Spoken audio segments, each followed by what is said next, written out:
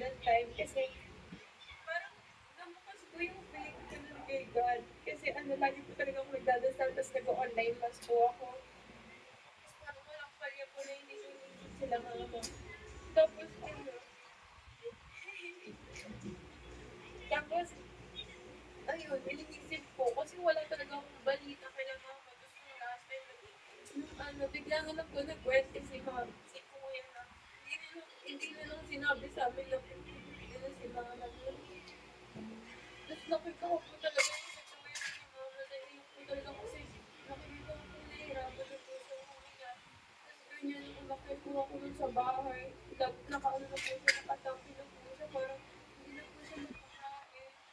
Tapos si papa naman po, alam ko, may rin po kasi si papa kasi sakit din po yun si papa, like, may ano po siya sa baga, ganyan, tapos ngayon po, meron po siyang sa like, ipapakita po siya. Tapos ayun po naman, panahon po na yun, sinabi po talaga ako kay God. Kasi, sa kanya po ako nagpo-burst out. Like, nagtatanong po ako, like, bakit po nangyayari yung ganito, ganyan.